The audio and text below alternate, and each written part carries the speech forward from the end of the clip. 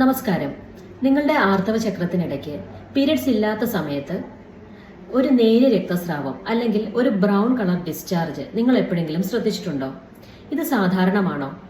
നമുക്ക് സംസാരിക്കാം സ്പോട്ടിങ്ങിനെ കുറിച്ച്. ചിലർക്ക് പീരീഡ് 7 ദിവസത്തെ പീരീഡിന് ശേഷം 2 ആഴ്ച കഴിഞ്ഞ് വരാം, ചിലർക്ക് ഏതാനും ദിവസം കഴിഞ്ഞ് വരാം. ചിലർക്ക് ഈ സ്പോട്ടിങ് തുടങ്ങിക്കഴിഞ്ഞാൽ അടുത്ത പീരീഡ് വരെ ഇത് നീണ്ടു നിൽക്കാറുണ്ട്. തീർച്ചയായും ഇതൊരു സാധാരണമായ ഒരു കാര്യമല്ല. ഇത് ട്രീറ്റ്മെന്റ് എടുത്ത് മാറ്റേണ്ട ഒരു കണ്ടീഷനാണ്. ഇത് എപ്പോഴാണ് കാണപ്പെടുന്നതെന്ന് ചോദിച്ചാൽ, സ്ട്രെസ് ഉണ്ടാവുമ്പോൾ ഇങ്ങനെ സ്പോട്ടിങ് ഉണ്ടാവാറുണ്ട്. അതുപോലെ തന്നെ വെയിറ്റ് പെട്ടെന്ന് കൂടുകയോ കുറയുകയോ ചെയ്യുന്ന ഒരു സിറ്റുവേഷനിൽ, തൈറോയ്ഡ് ഇഷ്യൂസ് ഉണ്ടെങ്കിൽ, PCOS ഉള്ളവർക്ക്, അതേപോലെ ഫൈബ്രോയിഡ്സ്, എൻഡോമെട്രിയോസിസ് ഉള്ള തുടങ്ങിയ രോഗാവസ്ഥകൾ ഉള്ളവർക്ക്, ബർത്ത് കൺട്രോൾ പിൽസ് ഉപയോഗിക്കുന്നവർക്ക് വരാറുണ്ട്. വജൈനൽ ഇൻഫെക്ഷൻ ഉള്ളവർക്കും വരാറുണ്ട്.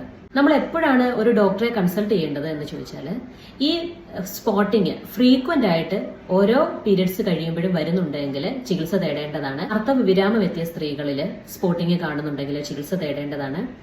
അതോടൊപ്പം ഈ സ്പോട്ടിങ്ങിന്റെ കൂട്ടത്തിൽ എളിവേദനയോ നടുവേദനയോ അതെ പനിയോ അസാധാരണമായ സ്രവങ്ങളോ ഉണ്ടെങ്കിൽ ഉടനെ തന്നെ ട്രീറ്റ്മെന്റ് എടുക്കേണ്ട ഒരു കാര്യമാണ്. താങ്ക്